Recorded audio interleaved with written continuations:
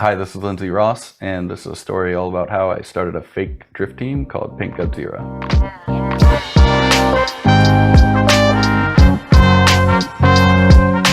You're listening to the Still 80 Mania podcast. I'm your host, Benson Sue, and this is Storytime.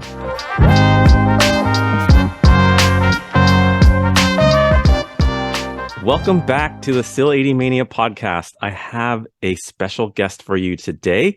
I say that every single time, but all my guests are special. This is the first story time of 2023, so I'm glad to have you back. Thank you for joining us again. I have an old friend on the podcast today. His name is Lindsay Ross. What's up, Lindsay? What's up, Benson? Very old. Very old. Old in more than one way, right? Yeah, that's right. Dude, I don't know when's the last time we talked. It's got to be like 2000, I don't know, 2006 to 2008 maybe. Yeah, maybe 2008. Yeah. 8, yeah. How you been, man? What have you been up to? I've been busy. I've been around, and I've been not around. I think right after that, it's easy to lose touch when you move out of the country, and I moved to Japan.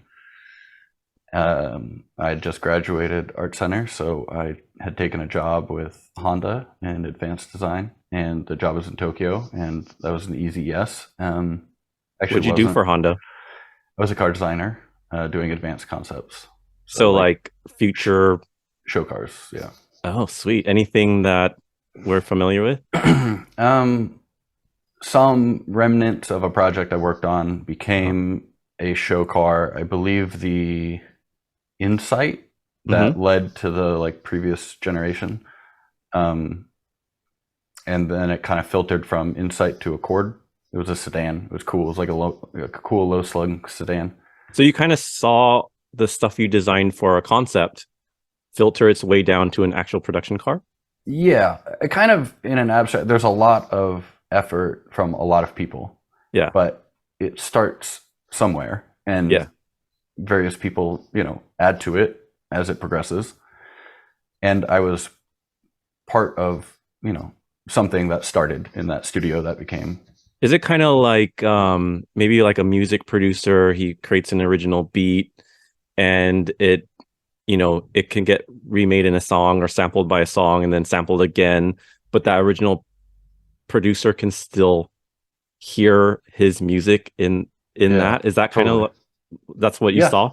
Yeah. That's kind of cool. Totally. Like people that make music can hear the samples in hip hop songs and whatever. Very clearly.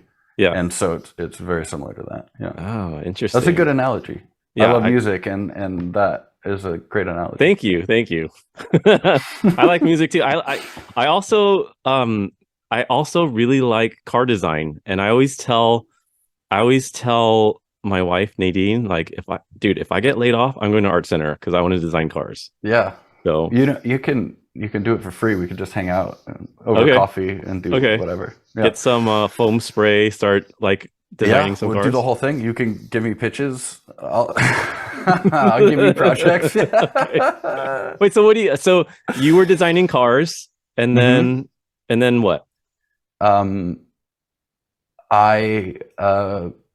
I learned through that experience in a very condensed, Japanese way, that I also am not one for the corporate world. Okay. So I could have told you that. Right. I think a lot of people could have told me that. And I came back to the States a little aimless, and just as you do, you get into motorcycles when you're at that period of your life, aimless in your 20s. Yeah. And I was just really particular about what I wanted to do for work. I just valued my own time and creative. Yeah. And I just randomly, through drifting, through people in the drift community, got hooked up with Ken Block and Brian Scotto, who wanted to start a company called Hoonigan. And that was early on. That was 2010 or 11. That was 11. That had he done a Gymkhana video yet? at that point? Yeah, yeah, he had just done Gymkhana 4 at Okay. that point. Okay. And So Hoonigan was Hoonigan was like, well established yeah, it was a on the beginning side of it. Gymkhana 3, I think. Yeah. Man, I should remember this. But Gymkhana 3, they had a bumper sticker, like Hoonigan is not a crime, and Yeah. they also, I think, had Hoonigan on the window of that car instead of Ken Block. And so it kind of became like it was a cult. Like people knew about that and had that Yeah. logo bootlegged before the Oh, brand yeah. launched. Oh, yeah. It was Yeah. crazy. Yeah. We launched the brand at SEMA 2011. So you guys were And using the sticker before you launched the brand. yeah, it was a very like, to its credit, a very kind of like punk skateboarding way to start a company. For sure. Which I For was sure. pretty Which into. Yeah. did that, rest in peace, Ken Block. Yeah. Did was that KB his 43 forever? Yeah, that's right. Yeah. That's right. Did he have anything to do with Hoonigan, like the catchphrase, or Yeah, where did that come from? That was his? Yeah, he was obsessed with the Australians calling, hooning. Yeah. It's more than drifting. Obviously, Yeah. hooning is like It's a lot. a lot. Yeah. Yeah. It But does, he was obsessed with that. does it necessarily need to be motorsports? No, right? No, I think it's just vehicular. Yeah. Okay. Yeah. And there was a well-established culture in Australia and New Zealand. Yeah. And yeah, Ken was exposed to that through rallying. Yeah. Because he was doing WRC and stuff. Yeah. And a lot of Australians, a lot of mechanics, his co-driver, Alex, is very close to Australia, is married to an Australian. Like, there's a lot in the rally world. Yeah. It's very close. Yeah. Yeah. How long were you working at Hoonigan? Since launch till 2014. Okay. August 2014. Yeah, I remember you did some design work for liveries and such, right? How were you involved at Hoonigan? Yeah, so I was the art director and kind of That's a big jump. Yeah. Just from one job to art director? Yeah, from a designer, which is like a very hyper specific skill set. Yeah. Car designer. Industrial design, it's not much graphics work. It's no marketing. It's just sketch monkey. I mean, that's a stereotype for a reason. And you're just outputting and you're getting told what to do and whatever. And then it got to the position of like brand building. It actually, there's a very clear lineage. It's the Kia Soul commercial with the hamsters. Yeah. The first one. Yeah. I was in Japan. I saw that. Honda was going through it with like the Hyundai and Kia competition really coming up at the time, South Korean car industry. Yeah. And I saw that commercial and I was like, damn, that is brilliant. Yeah. Like this car is cooler than anything that we have just because of this ad. Yeah. And it was. And like, don't look back and be like, oh, the car is dumb looking. It's like, right. But like to be living in 2009 or whatever and see that stupid ad and be like, this kind of cool. Everyone loved that song. That it was just the right hit. The right time. Yeah. And I was like, yo, there's so much more to this industry than just design. And like, if I'm actually going to make a difference, I need to figure out what this marketing thing is about. And to be able to do it with motorsports and my love of rallying, which is where I got into drifting from. Yeah. Not in Europe. So like I didn't have access. We don't have access to rally cars unless you like happen to grow up right down the street from like one of two rally schools or whatever. Yeah. Yeah. So, but a lot of people like Dylan Hughes came into drifting through rally, a lot of people, I mean, obviously the old heads like Narday, Sam and Reese and geez, man. But anyway, it was a pretty, that's why I looked at what I saw as being like a pretty punk idea to approach of motorsports with Hoonigan in the early days.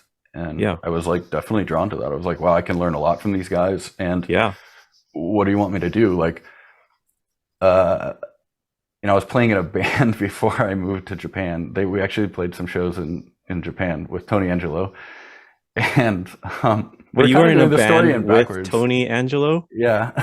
How did I not know about this? Yeah, man, it was killer. We were called the Damaged Goods. Okay. It's pretty appropriate. Okay. And so I was just full of like, I'll figure this out. Like, it's no problem. Mm-hmm.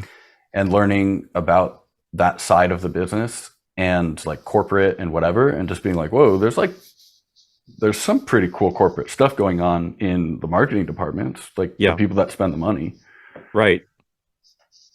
Like, perfect okay. example is the Kia Soul, right? Right. I mean, somebody greenlit that. Yeah. And spent a ton of money on it. Yeah. Like for an agency to make it. But yeah. they were like, yep, that's what we got for our money. Yep. Okay, that's kind of cool. Yeah.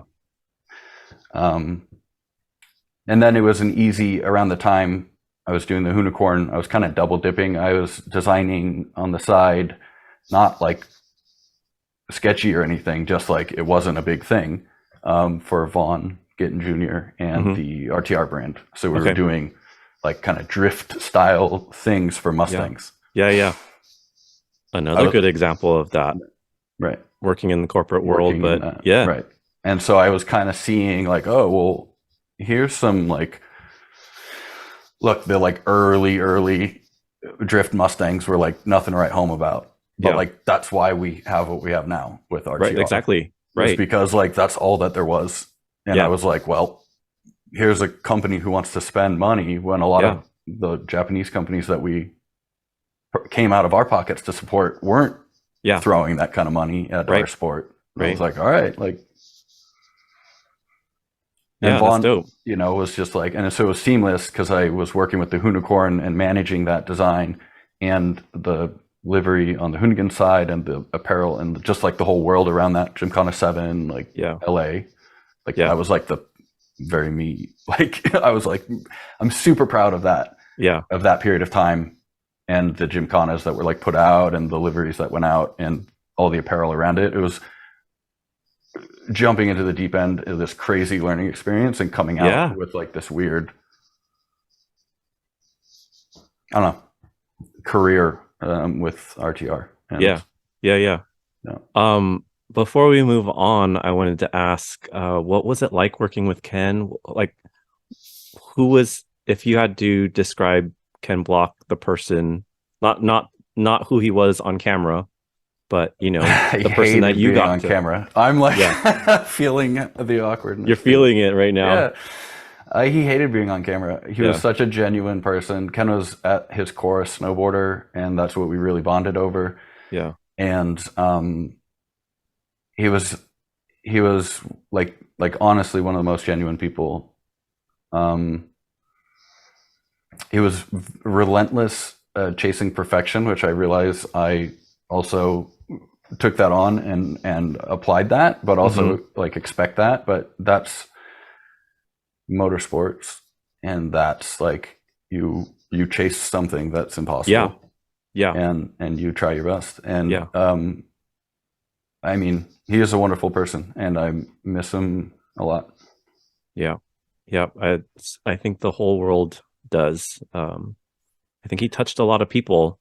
I mean, you can tell by all the people who maybe have just met him a couple times, the things that they're saying online, the little dedications to him about what he taught them, how he affected their lives. And, it seems like no matter how big he was always a genuine friend to everybody. And, he was inspiring in more ways than just being a good person, but just being kind to people and down to earth. And I don't know. There's so many good things. Totally. There's this weird, like, there's an elephant in the room that Ken is sort of associated with a commercialization of what a lot of people think is like a core drifting thing. And Are you talking drifting, the motorsports drifting, or are you talking about rally since it involves drifting? What do you mean by that? A lot of people, I mean, we've been around this sport from the beginning of it being in the United States. Yeah. And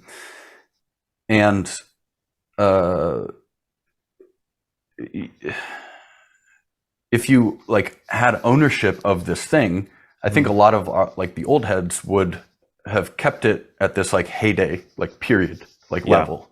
Yeah. And Formula Drift, you know, Hoonigan, Ken Block, the X Games, or like whatever got like latched on or misassociated with drift culture.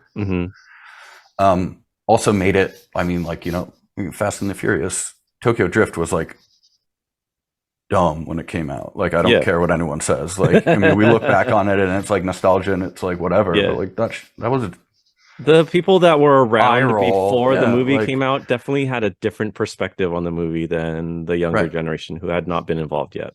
So you don't like, you can't control how something goes and who latches on, and being part of a corporate push, like that's where the money comes from in this world, right? So if you're at that forefront, you're associated with that part of it, which is a lot of times like the core pushes back against, which it should. Okay. I mean, did you experience that working at Hoonigan at that point? Really? Totally. Because I don't think I had a single conversation with anybody who was like, Ken shouldn't be doing this. It's making drifting looking bad, or making them look bad, or anything like that. Yeah. I mean, I think a lot of it is like the people that are like outspoken about that kind of stuff, especially online, are not the like real people. It's not the majority. It's just someone online who has a voice because they're on the internet. Right. And people that, I mean, we know each other from the forums, from Fresh Alloy forums, and Zilvia and whatever. Back in the day. That's how, like, the forums are how we used to keep in touch. And that's how we found out about each other, probably too. Yeah, totally. Because you kind of have this persona, and whatever. And so, like, I mean, let's not be ignorant to the fact that, like, you know, social media is an extension of that. Yeah. But like, you do hate on. I mean, like, I think dude, come on. I'm sure that somebody has receipts of us or me, like, saying something about, you know, a Gymkhana video or a Travis Pastrana video at the time, like the rally, like drift video. But it's like, dude, like, so you remember having those same feelings about those videos? I think, like, sure. I mean, like, I'm pretty good friends with these people now, but like, you know, I was like bummed at like Reese coming into the sport and like winning because he's so good. But like, you know, you're kind of like off put, but like that's growth, you know, like real motorsports people are going to be attracted to something as it grows if there's value in there. Right. And so many people of that era, the heyday era, that now is like easy to get via Instagram and be like, oh, drifting was like so much better back then. It's like, no, it was not. Like, like the nostalgia of it was. The nostalgia, yes. But like, these dudes came in because they have skill and they like whooped on people, and they made like our people step their game up, like Gucci and Forsberg and like, you know, all the they were I think something that people don't talk about also is they were making money. They were making good. Reese and Samuel were making good money, and whether you like it or not, that paved the way for people later to make that money. Totally. It has to come from somewhere. Like, and then it totally does trickle down when you have people making money, then, oh, like, well, you know, I'll spend money in that sport or whatever. Yeah. Yeah. So it took me like a lot of seeing it from another perspective to understand that. Got it. And the original like days of Hoonigan, bringing Hurt in, the Drift Alliance guys, that was like authentic. I was like, there's like, we have an opportunity, you know, to do something with like kind of with somebody's money in this like space. Yeah. And we can not, and then it'll be whatever, or we could like at least guide that or be part of it. Yeah. Right. And, you know, it was cool to kind of bring that to a company that was like, you know, starting and was like, what's kind of this space all about? Yeah. And, you know, it was a cool time. I was riding bikes a lot, and I was riding like my race bike on the street. Mm-hmm. I had an R6, or I still have it. And like Larry Chen would like take photos of me up at the Snake, like on a Tuesday or whatever, just because like we had time, and he was like, "Oh, that's right." Like he has those photos. We should just bombard and name drop him until he posts them. Okay. But it's like just random, just like let's just go do that and generate content or like, you know, whatever. Yeah. And yeah, I was like fully out of drifting. I was just like, I knew the world, but I was like, dude, 2 wheels. I mean, it is drifting. Motorcycle. I mean, there's so many motorcycle racers that drift on their spare time. Mm-hmm. Valentino Rossi, my favorite, Simoncelli, also rest in peace. You know, like they're maniacs. Like they all had E46s, or they still do, like supercharged E46s. Yeah. Yeah, I'm sure it's easy for them, right? Like if you can drift on a motorcycle at race speeds, like what is drifting on 4 wheels? No, but the drifting on 4 wheels lets you get such big slip angles. Yeah. That it's applicable to racing. Mm-hmm. Case in point, not just me winning a couple plastic trophies on motorcycles from drifting or whatever, but like Vaughn, we could take him and put him in. He's obsessed with off-road stuff now, but he used to do like guest spots at like Trans Am racing. Okay. And he just like show up on a Thursday, and by Sunday he was on the podium, and like Saturday he was like in 5th place, qualified like 12th or whatever. It's just like every step, because when you push a car to its limits and it gets loose, how you deal with that. Drifting teaches you to like drive through it and like create a new limit, which is in a purely motorsport sense, which like is funny when I look back at where we came from, because we were just like so loose about things and like nonchalant about things because it was like so much fun back then. But like I was like fully, I guess, like obsessed with motorsports, and so like seeing it transfer to like actual racing is so cool. That's cool. It's cool. It kind of puts drifting into perspective when you hear race car people kind of like laugh at drifting. Totally. Not racing, you know, it doesn't apply. It doesn't help anyone be successful in motorsports, but I guess it does. I truly believe it does. And I think that it's like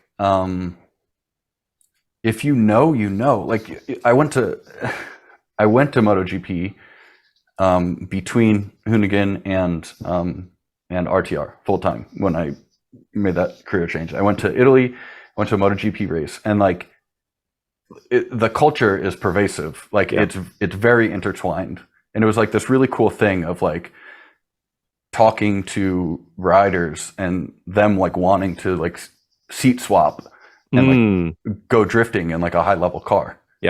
And you're just like, whoa, like yeah, we can make that happen, but like I mean, I don't think anybody can ride that bike, you know? That's true. But it's really cool. They chase it because they don't live it every day, so like they don't know. Not every one of them. A lot of racers don't have the technical like engineering mind that a lot of drifters do have, because we're our own pit crew. Do it yourselfers. Right. So I think if we connect that back to like Sam and Reese coming in and like stomping on everyone, we were just like, damn, like you guys are already. Like you already have a team. I know. You know, like damn, like we didn't. Right. That, I mean, all of that just made it easy to hate on them too. That's what I'm saying. Like the core is the group of haters, Yeah.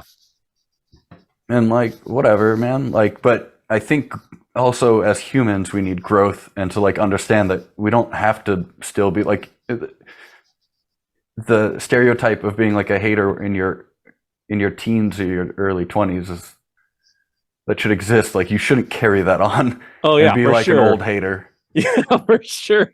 No one wants to see that. No.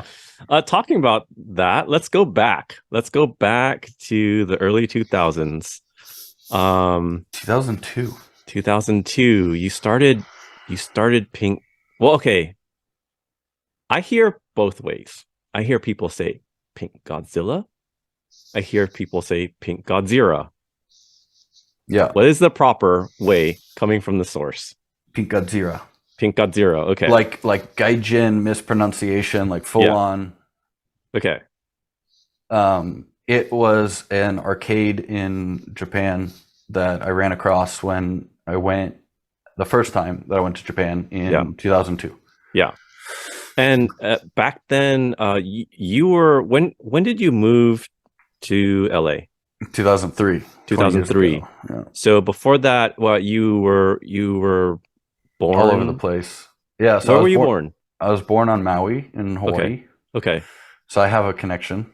You have a connection to like the Hawaii drift scene as well. I mean, there was stuff going on in Maui, but it wasn't on the level that it was seen in Oahu. No, but like it was cool. It was like Osaka drift nights, like level of like industrial. Like it was cool. It was cool. I mean, I don't know if you had a chance to listen to the Hawaii podcast, the 2 episodes, but after it came out, some people got in touch with me from Maui. Cool. And they were sending me old drift videos from Maui, like mountain roads. It looked like winding mountain roads.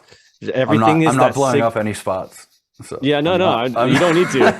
But I'm not going to ask you to. But like, it has that signature Maui, that lava rock color to the dirt. Like, it looks like drifting on Mars, not like anywhere in the US. Yeah. So it's especially back then, it was like much less developed than it is now. Yeah. And it was like, very otherworldly.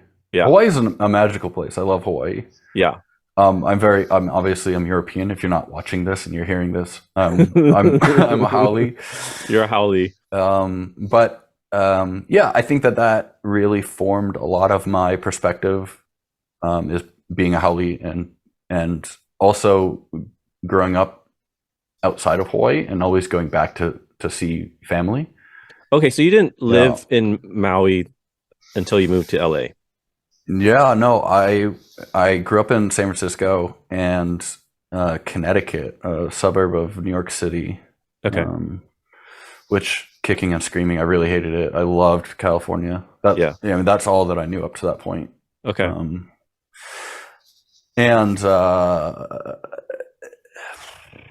don't know. My stepdad had a job at the time, and I had no say in it as a 12-year-old or whatever. Yeah.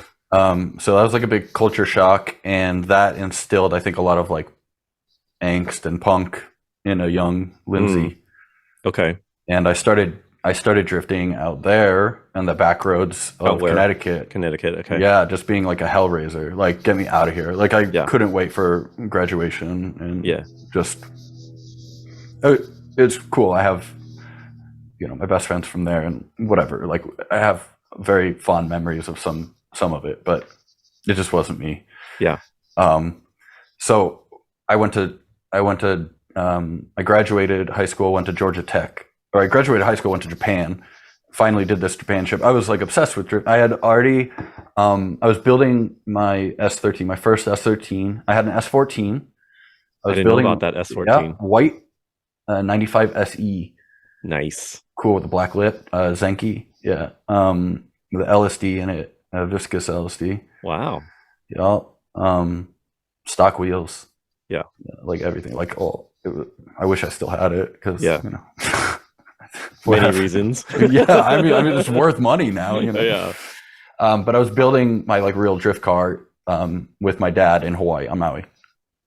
Okay. And that was the dark blue hatch that Even though you hadn't lived there for years. Yeah, because at a certain point, I was just like, I was super independent when I was 16, 17, 18. Mm-hmm. So like basically and I was working every time that I'd go back to Hawaii. My dad was a commercial diver. Okay.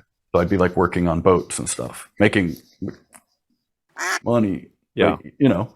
Yeah. So I was like a designer, or I was chasing industrial design or whatever, or architecture. I didn't know what I wanted to do. But I was making some serious money in Hawaii. So I'd go back if I had a week break or 4 days, I'd go back to Hawaii. Yeah. But I'd make money. I'd drift with my friends. I'd skate. Yeah. It's cool. Pretty bad for the carbon footprint when you think about it, like all those flights back from the East Coast. But so I started building a car, and it was a cool thing to do with your dad. So we did like an SR swap, S13 hatch, and so I bought R33 GTR wheels from Mark Hutchinson. Okay. And I was like, send them to Hawaii, dude. And he was like, whatever. I mean, we'll laugh about how much money it cost me, but that was 2001. At least they were real, right? They were real. Yeah. I can't believe that you can get reps now. Like, I know. So easy. Yeah. I think that they were like $1,800 in 2001. Wow. Plus whatever it cost to ship them to Hawaii. Yeah. Oh, he got them for like... Nah, they were maybe like, I think... That's what you had to do. There was I have to guess, but I think going rate around that time was like 1,000 to 1,200. Yeah, there was a bit, but like it was also rare to like get your hands on them. Yeah, it's not okay. Maybe not for you guys. You were to like give perspective to people listening. When was that? 2001. 2001. It was you can't just hit up Garage on IG and buy something from Japan. You have to know somebody, or you have to be friends with a wheel importer or something. Like it's not accessible like it is today. And my first trip in 2002 to Japan, like Tokyo subway system wasn't bilingual. Like Tokyo wasn't, you know what I mean? Like, so forget about like everywhere else. The sticks. Yeah.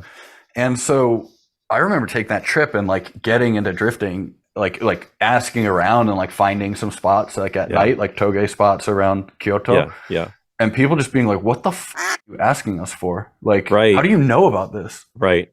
Like it's 2001. Like it's also not as mainstream as it is today. So not everybody knows what you're referring to. Yeah. Right. But like how do you know about these meets? We were like downloading Kazaa and like LimeWire. Like I know that track from a Slide Squad video or whatever. Yeah.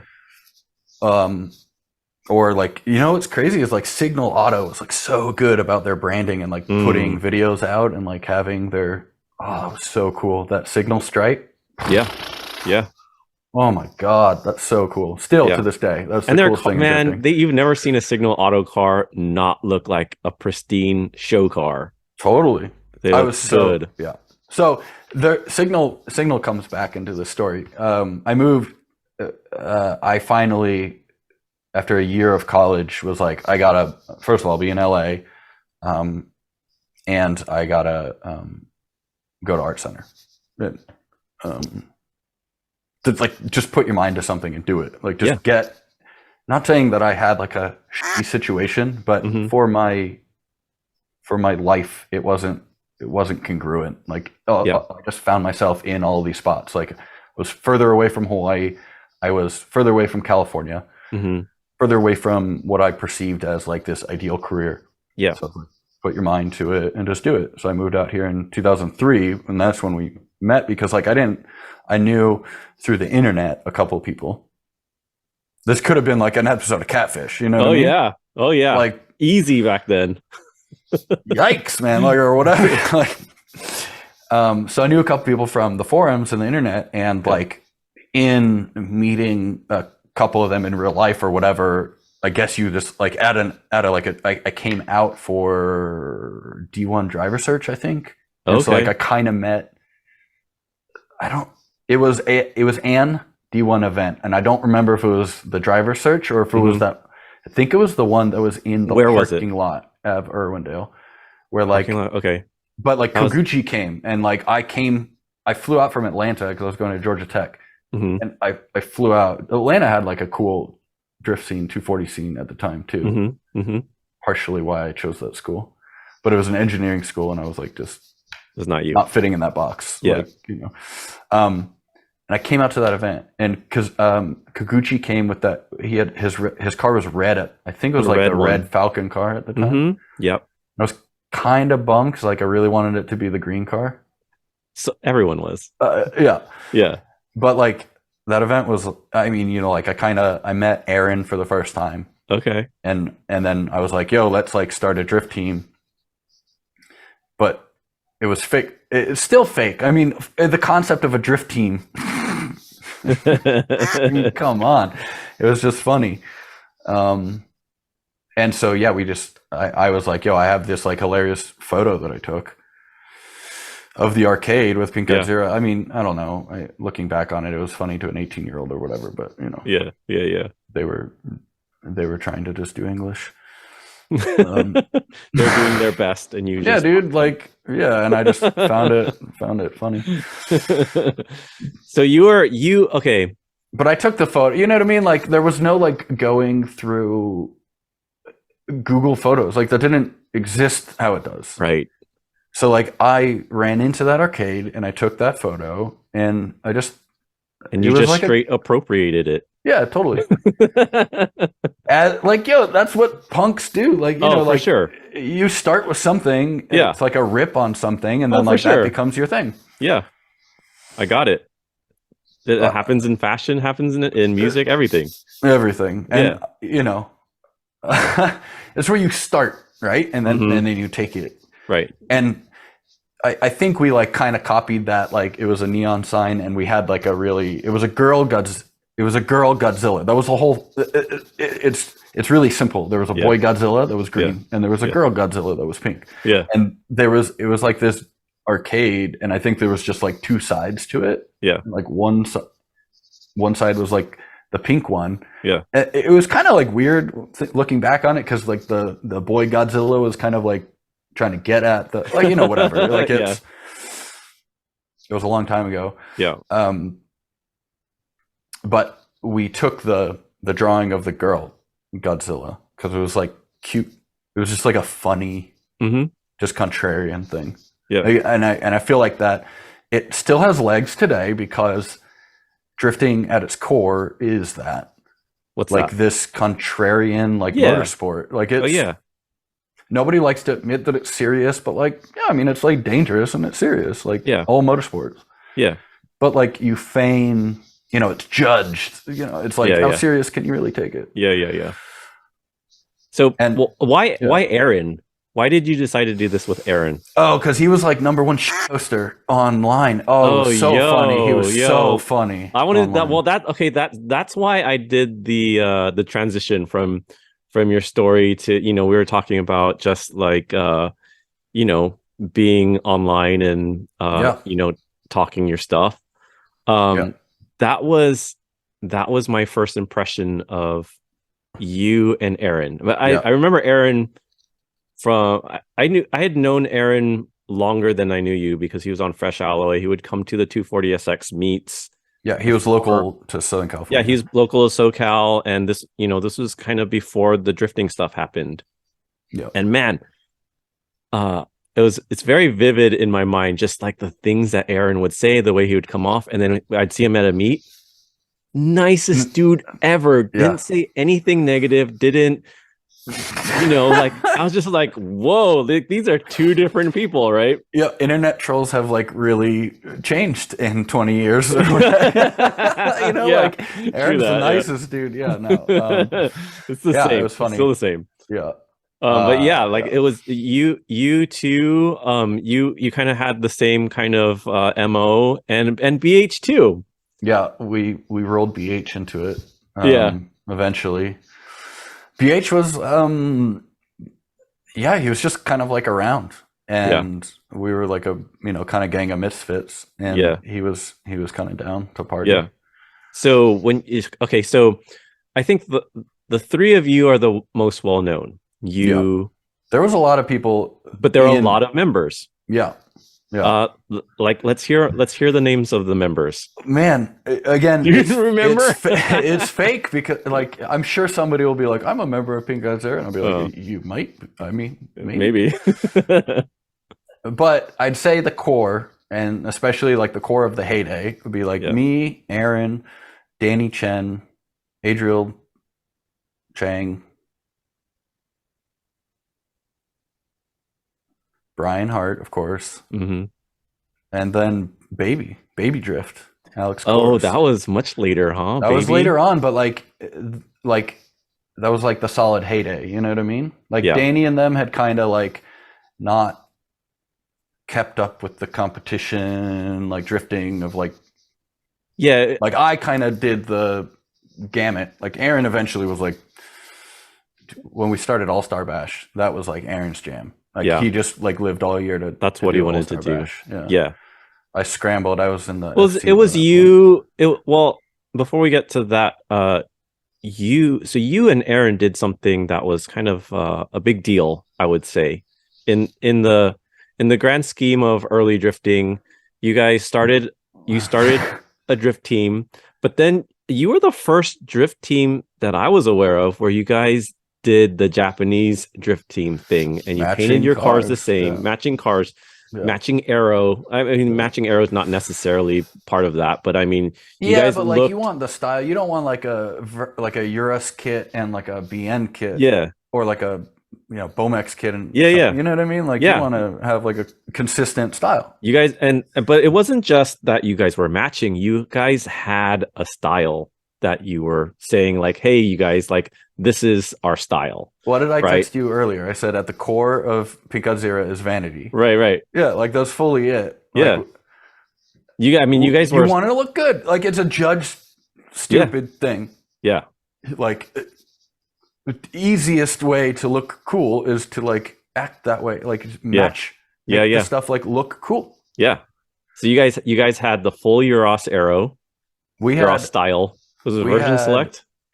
We had version select. We were like we worked our way up, but like Origin Lab, we were like the first US team or people to be sponsored by Origin back in the day.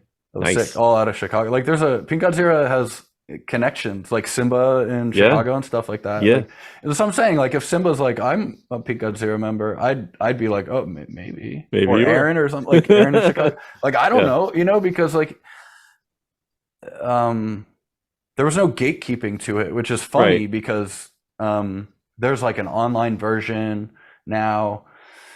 There's weird stuff like fan versions because I see that it inspired people. And people that unearthed it because it was organic. Like I just think that they can feel it. Yeah, but there was no like agenda to it. I mean, BH was the one that did all that merch.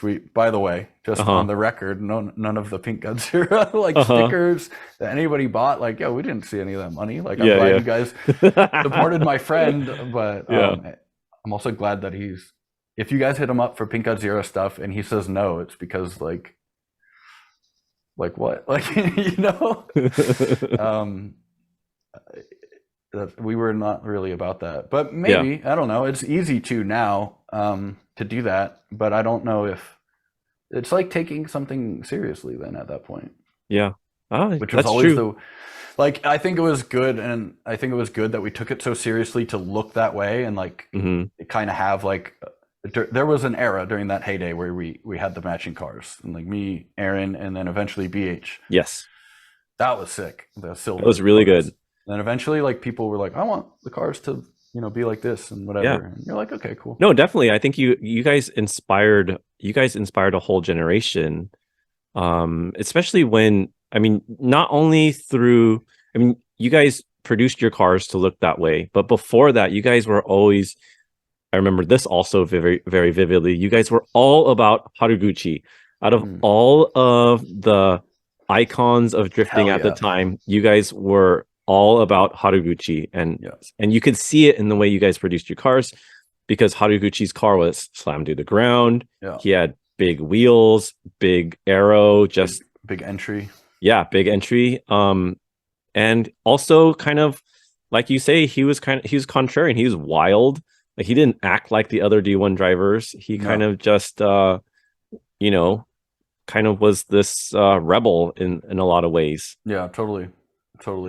Yeah, I think that's you know, like, yeah, the vanity comes in too. It was like, there's no, like, just touch the ground. Like, I mean, if being low is cool, then like lower the out of your car. Yeah.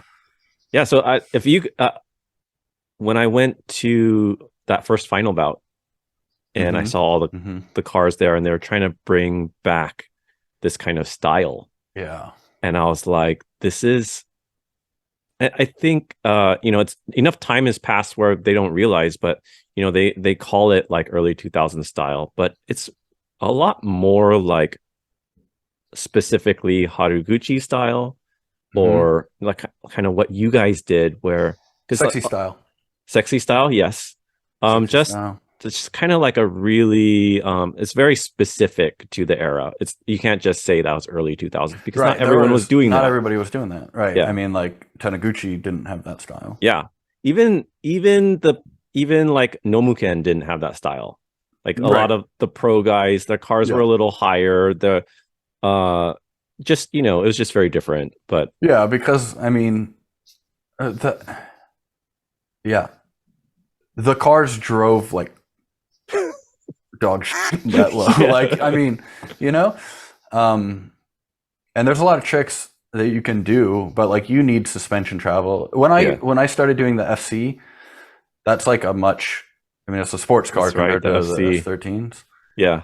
I went from a BN kit to an Urus kit because it was a little higher, and I like modified the side skirts. But like I was just tired of bottoming out because the cars were like physically that low. Yeah. But like the kits, they started making them so that you could like have the cars higher, and like it would be at that thing. And I was kind of like, that was cool, but it was kind of like, it got to the point where it was like, yo, like, I'll say it, JTP's cars weren't that low. Like his green FC, that's why it works so good. Yeah. It had big wheels and it had that BN kit. And so like it was, my FC was like really low. And it was. I loved that. I remember the mods you had to do to the fenders and the aero just to make it work. It was cool. And I had that car, you know, that car LMGT4s on it. I forgot about that car until you talked about it right now. But with the LMGT4s wasn't when it was my favorite. You liked it with the VSKF? No. Although like that was maybe my second favorite. Okay. Do you know what the first was? Ooh. No, hit me. It was when you had the Panasports. The Panasports. And you painted the face, the and face the lip. and the lip gray. Yeah. That was something I always wanted to do, and when you did it, I was like, man, that's it. That was cool. That car looks real good. I like. And no one's really done it since. So yeah, I do that. I try to do that with when we have deep dish wheels, like at RTR on a couple projects. I'm always like, dark, like, tonal or matching lip. Oh, so good. Yeah, looks really good. Looks really good. It took like a, I don't know, it kind of put a modern spin on a classic wheel, but at the same time, it is a nod to like and the reason why I always wanted to do this was because the Presidio Demon Cambers looked like that. And I was like, how is no one? And you had them on your Still 80. Well, I had the silver ones, but remember the gunmetal ones? The gunmetal ones, they came with the gunmetal lip. And I was like, how does this wheel not blow everyone's minds? And just, you know, but you did it. And I was like, man, this is really good. Yeah, for sure. Yeah, I really liked it. I was getting into the more like motorsport style at the time. I painted the cars. Aaron matched me on this one again, which was cool. Aaron and I always had matching cars, which was like the nod from the early PG days. Yeah. And I painted them. Myself. I painted all the PG cars, except for the gray cars. That was like an actual like That was I don't like know, we a conned some Australian guy in in Long Beach to paint them. Okay, Like, we just okay. like rolled into his business and we're like, Yeah, "Yo, yeah. you want to paint these cars?" And he was like, Yeah. "What the?" It was like, "Yeah, cool." And then we like threw in BHs at the end. We're Yeah. like, "Oh, you're just about done. Like, we got the third one here." And he's like, Yeah. "What do you mean the third one? Like, what are you talking about?" Poor guy. Yeah. I painted them Ferrari red, like the Rosso Scuderia, the F1 red, the neon. It was so cool, and it was just like anything chrome or that like Haraguchi style kind of didn't really fit. Like, I think Aaron had the Minervas at the time, and I had VSKFs, and we like looked at the cars and we were like, and he sold those, or I don't know if he gave them to Brian, I think, and then he put T37s on that car. Yeah, I got you guys the went LMGT4s, the more of like the motorsports kind of vibe to it. Yeah, and I got those Panasports with the GT4s. Yeah. Well, that car was cool. That was All-Star Bash days. Yeah, like it was. Bash 2. It was. You had a lot of cool cars, a lot of style. I want to talk about your blue car, the one that you built in Hawaii. Yeah, that car was cool. It was really cool. It was really cool. We called it Rust-Oleum X. Why? After Drifter X, because it was a dark blue car like Drifter X. Yeah. Okay, yeah. That's with Signal. Yeah. And it was rusty. you had full hot rod aero. Full hot rod, OG, like real hot rod aero. Yeah. In 2002. Before your time, dude. Before your time. Oh, that was so hard to get a hold of. Yeah. And I ran it over the first event at Buttonwillow. I was gonna say, I wanted to talk about that. I think that was the day I met you, and I let you know that I loved that arrow so much, and you were the first person I had seen in the States with that arrow. Yeah, that was like, sick. And I was like, dude, you're gonna drift with this arrow? And you're like, yeah, dude. And then I saw that first. Was it the first run? No, it was the first day. It was at the end of the first day. Yeah, blown to bits. Blown to it just exploded. Yeah, but that was early on, because that was when we started to have our first drift events, like official drift events. I don't have that trophy here, but that day I got I won the fake whatever competition that Charlie decided. It was a Just Drift event, and it was like a clear trophy, and it says driver of the day, and I was like, shit, yeah. I can't remember if I was judging that day. I think you might have been. Thanks for that. Yeah, you're welcome. Appreciate it. If it was me, you're welcome. It started If I was judging, I made sure to let all the judges know that you were drifting with like rad arrow. Yeah. It's funny. I went from that and being that era of drifting, of like dirt dropping was the coolest thing that you could, like those shots of Koguchi at Nico circuit, like just like it was the coolest thing on the like that you could find on the internet. Dirt drop was pre-arrow, dude.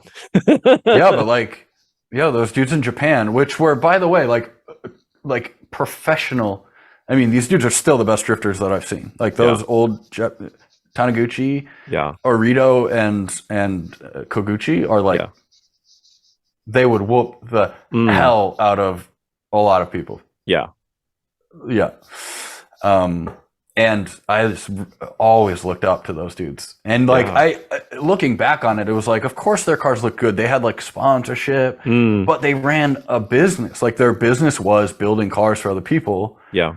And I was trying to do that on my own dime, like exploding hot rod arrow. Like that front bumper was like $1,200. Like just to be cool, like pre-internet. Are you kidding me? Like dude.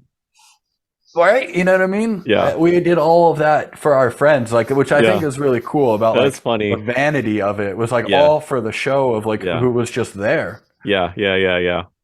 You didn't have the stage that people have now, or you get. I would be I'm glad. Oh, for sure. I'm glad. Are you kidding me? It'd be much different. You could make mistakes, like, you know. You wouldn't. Yeah. Anyway, whatever. Yeah. But I appreciate that. That was a fun event. Yeah. That was. I remember. I think I was judging because I remember standing. I remember the judge corner. It was the off ramp corner in reverse. Yeah. Yep.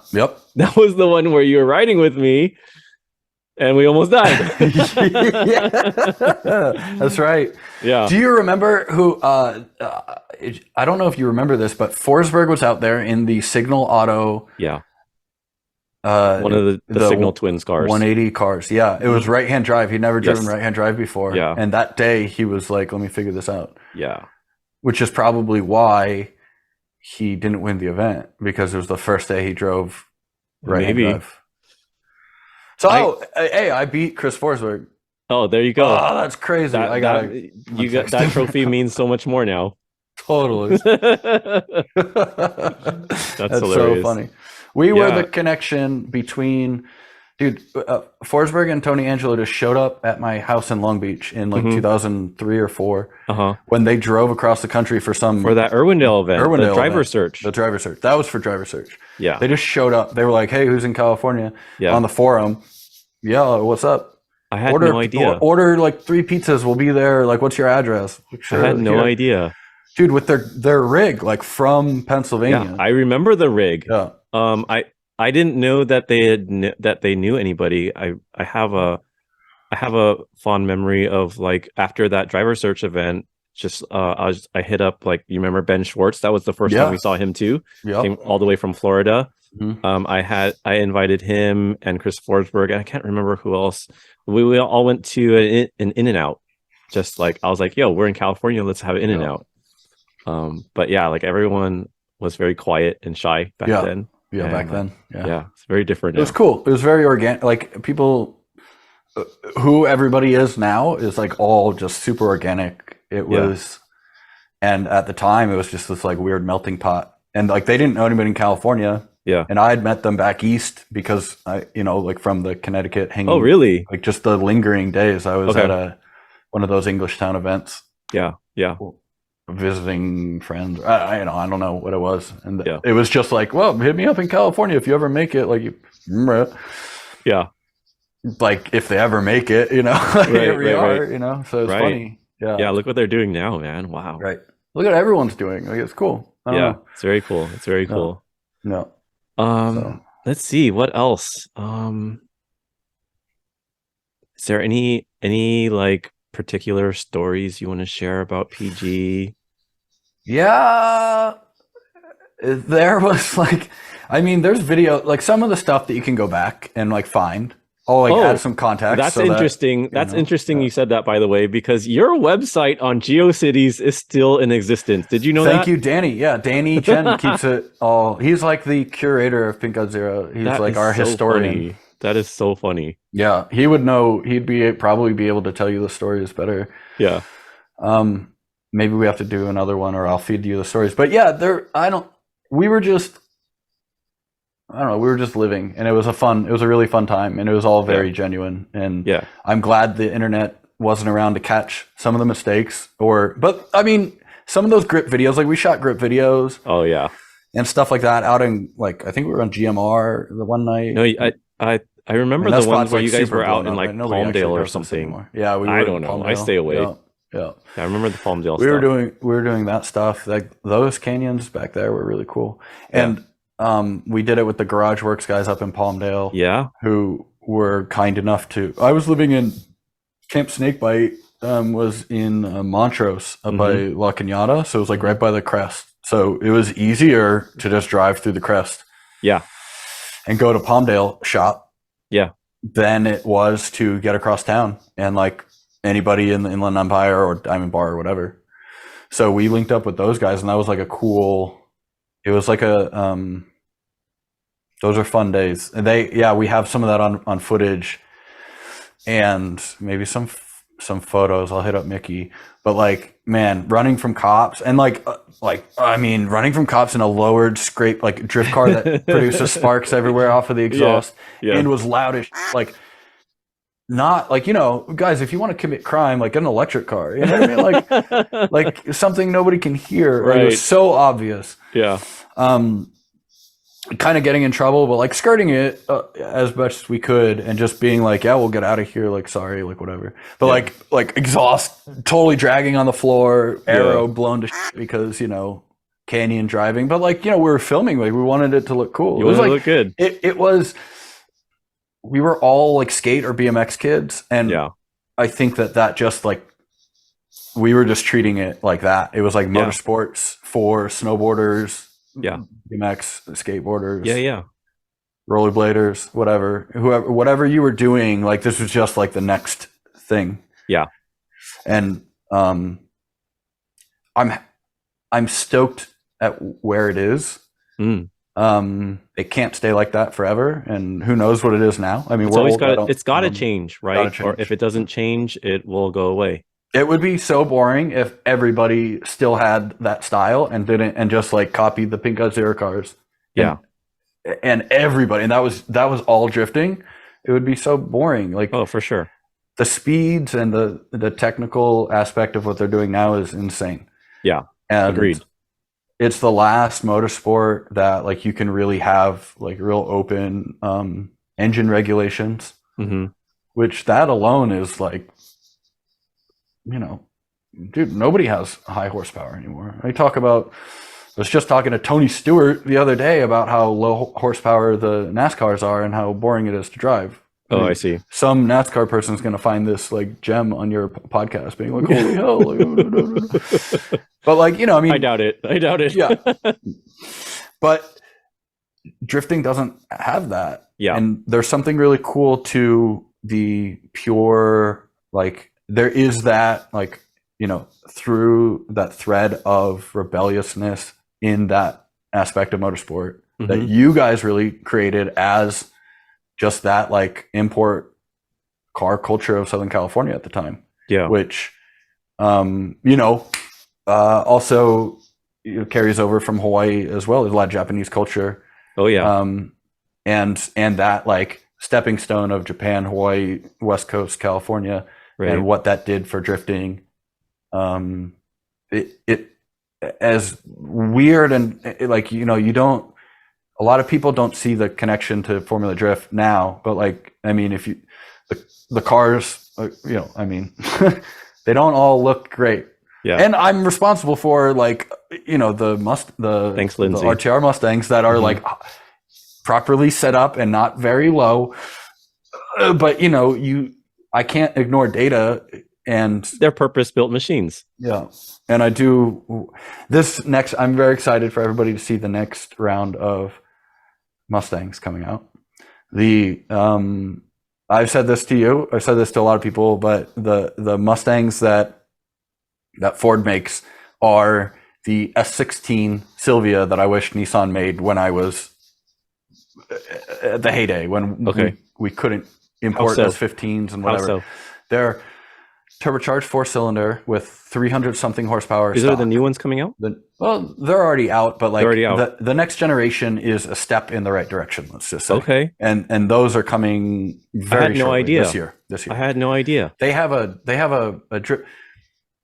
drift brake, an e-brake that Vaughn helped them develop. Yeah. But like the practicality of, like, in the year 2023 to get an OEM to install something that you can pull that doesn't have the button. It's not a button. It's not electronic. You can't defeat that now, like you could with the take out the spring, the spin turn knob. Yeah, spin turn knob. Like, you can't do that nowadays to these cars. Yeah. So like the contraption to make that work and like pass legal. Yeah. The e-brake fully just exists for you to pull it and initiate drifting. Yeah.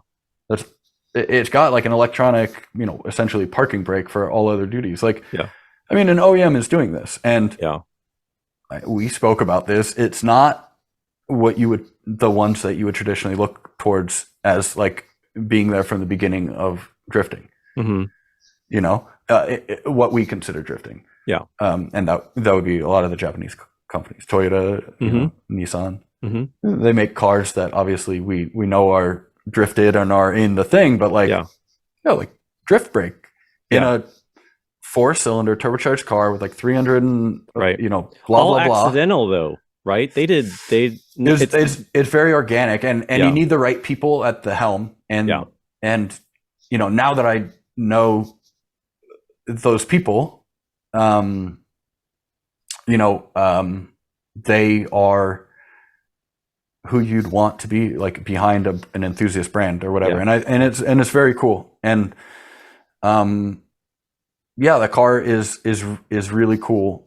And like, I don't know, I'm not a huge V8 person. Like that's not where my like, whatever, but man, like also a 500 horsepower V8 and like a factory, passing smog, like what I mean, that's also crazy. Like that you have two options on the same platform. I don't know. It's really cool. that's progress. Right. But so the one that the 4-cylinder turbocharged, is that the RTR one, or what is that? There's it's just stuff, one of the models. There's stuff coming out that's RTR branded with that car. Okay. It's coming. Okay. Like from Ford, but we also just install RTRs on any Mustang you want. Yeah. I mean, you also you mentioned how the installing the handbrake is a big deal to get through legal. It has to be approved by a lot of people in Ford, but you also have to think about engineered as well. Like yes, it has, right. It's like redesigning a wheel, right? Exactly. But also when you think about the heritage of the Mustang, the people who are the diehard fans of the Mustang, to like, what is their response to seeing a 4-cylinder turbocharged Mustang?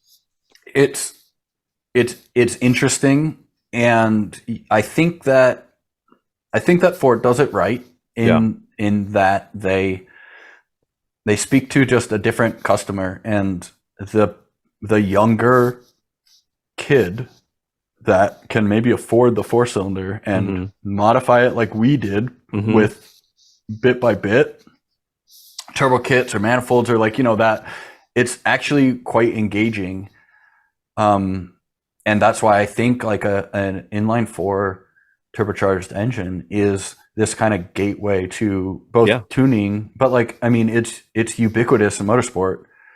An inline 4 turbocharged motor, or a 4-cylinder turbocharged motor. There's a lot of like math that works with that. You can scale it. It can be low displacement. It can be fairly high displacement. It's pretty cool.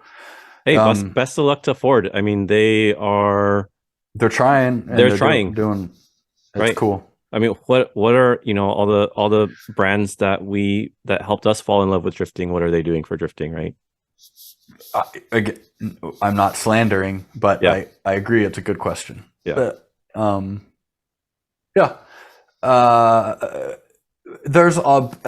motorsport in general, I think, is having a wonderful time, and I want people to keep that perspective of like what binds us together. And that passion of competition in motorsport, in driving cars or vehicles, and how that's always been intertwined with progression of engineering and safety. The products that we have access to today are absolutely amazing. And don't want to like I urge people to like not lose sight of that. That's like a very cool. We didn't always have it this way, right? I mean, we were slim pickings when we were building cars of like what you could get your hands on, what you could afford, who could support it.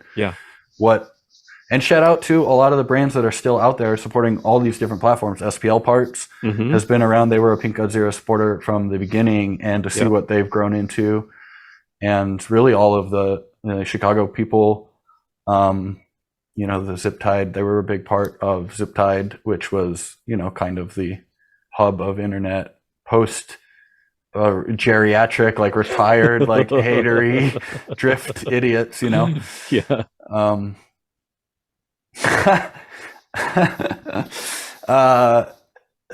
man. I don't know. I don't know. No, I agree. And, no matter how much we hate on what pro drifting looks like these days, they are helping, they're helping develop a lot of the knowledge that we have about setup on cars, the products that we have available to us. when you push the envelope and you progress the sport, it trickles down. It does. Motorsport trickles down. It's the one economics that I could say actually does trickle down. I mean, yeah. There's a lot of support out there if you know where to look. Yeah. And I think this is probably not the path that you thought the origins of Pink Godzira were going to take the podcast. Yeah. But in light of everything recently, there is a good Ken Block quote, very recent as well. That is, he said he tries to inspire people to live a fun life and have fun with their life and don't be an asshole. Yeah. And, I think that at the core, that also aligns with drifting in its place in motorsports, because it isn't ever coming from a place that's like too serious. Yeah. So if you want to succeed in drifting or make it a thing and treat it like you would anything else that you would put your passion behind. Right. And respect it, where it came from, understand the history of drifting, but where you can add to it and take it. And I think that there's a ton of opportunity, no matter who you are, to do that. And, my personal, thought is that you'll be fine. Drifting will be fine. And the different pockets of drifting will be what they're going to be, and you'll get in where you feel you fit into that. Yeah. I agree. I agree. There's a lot of love. Being at the pro attached to a pro team thing, wait, dude, we love supporting people that are grassroots and starting out, and a lot of teams do. And you'd be surprised if you take the effort and do more than just write a DM or something that doesn't take effort. If you build a relationship with somebody, you can, be whatever you want. And that goes for anything. And that's how you change, don't complain about pro drifting being a certain way, be involved in it and do what you can to make a difference or whatever. Drifting is so big now. It's not just pro drifting anymore like it was before, where you had grassroots and pros. There are so many different avenues that you can be passionate about. So many different subcultures of drifting, and find what you love and be involved in that and make that the best you can make it. And totally, you can build Pink Godzira like cars and get and not place at your competition and do things for fun. Yeah. If the driving is good, first of all, the results will come. But if the driving is good, then the content, will be good. You can do a lot with drifting with the platforms that people have now and the skill set that kids. Yeah. I mean, editing video, being an influencer. Yeah. Look, not my life, but it's a lot of effort, but anybody can do it. And that's amazing. And I think that that's a huge opportunity, but Pink Godzira never went our cars are ridiculous looking. When you look back, I mean, we daily drove those cars too. Yeah. I mean, they were all street registered, whatever. Yeah. We didn't show up, our batteries had tie downs. We had cages when the organizations finally started getting serious about safety. We did too. We always had, or I always had a really good seat and good helmet and good safety gear. We were not the people at the events that were making things difficult. Yeah. Right. Yeah. Despite what the look of the cars are, and I think that it is motorsports. And I know that there's been some stuff in drifting recently that are, accidents or stuff that shouldn't have happened, that is really people getting hurt and stuff. And it's dude, a lot of us came into it from this was a cool part of rally racing or a cool part of pushing an envelope of a motorsport. you're at the limit. You have to like, respect that. I think, go to a good shop, get a good cage, like support, good. Oh my God. I don't own drift cars now. I do have a Porsche, which you saw today, and a Lotus.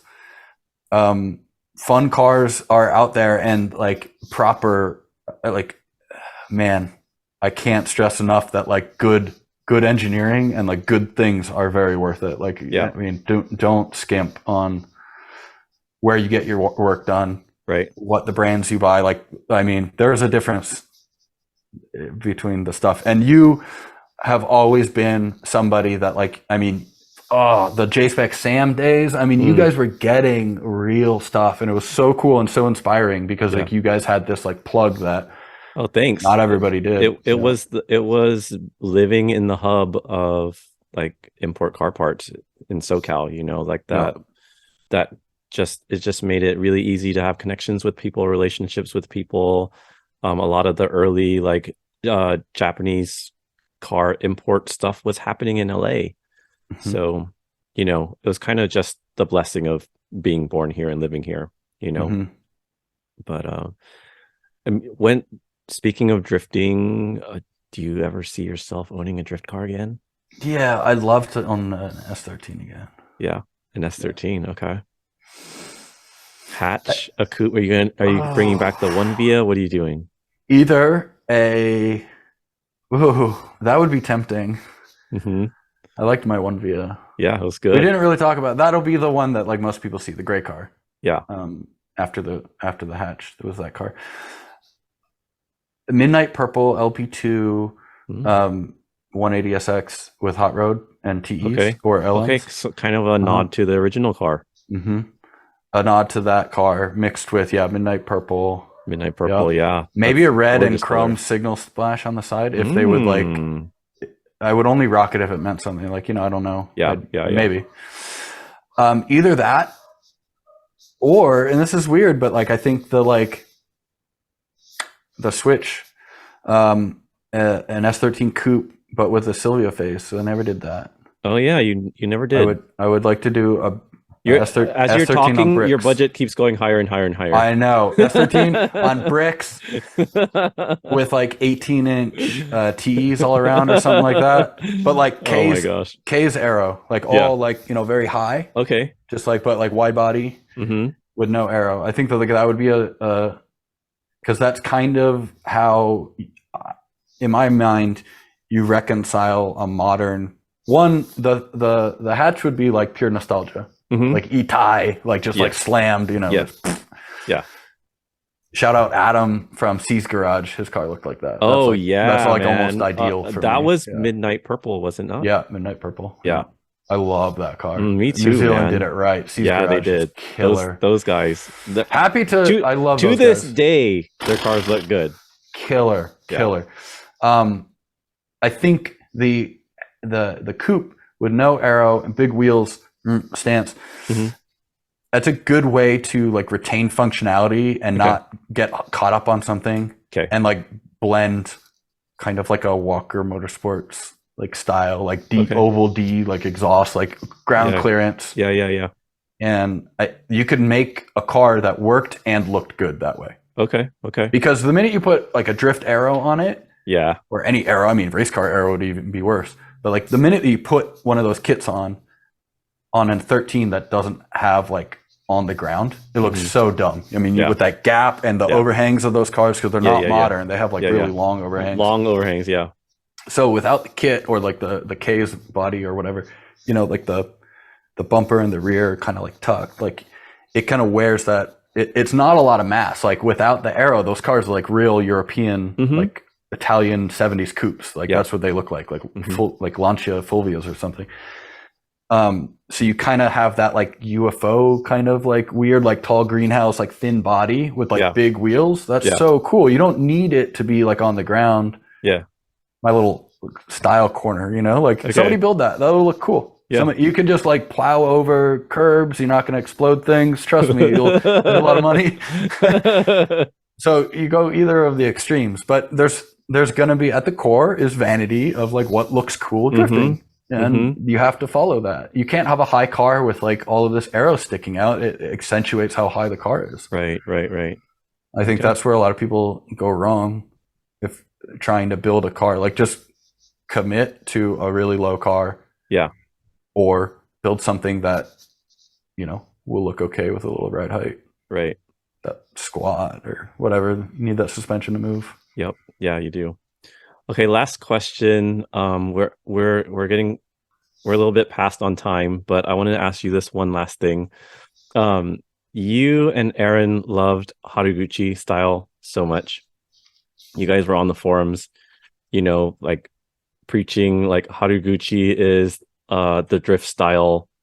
Like he is the bar, he is the measure for everything cool. But you guys never took it so literally that your cars looked like a Haraguchi car. No. What did you take from Haraguchi? Why it was easy to go that direction, but you didn't? Because we see today, we see a lot of cars that are very literal. Like, you know who the inspiration is because it's kind of you see just the literal inspiration in their car. Yeah, don't bite. Like, come up with your own ideas. I mean, we loved his style and his attitude. And the dude on camera was like super funny, and it was just so like funny. Everything that drifting should be. Yeah, in my opinion. Whatever. Yeah. At the time, whatever, right? Everything. But nobody could I think going to Japan and understanding Japanese culture and where Haraguchi lived, what his life was like. I mean, that was all very authentic to him. Yeah. If you dress like Haraguchi and do that if that's how you want to live your life. But in LA, you look like a clown. You know what I mean? Like, yeah.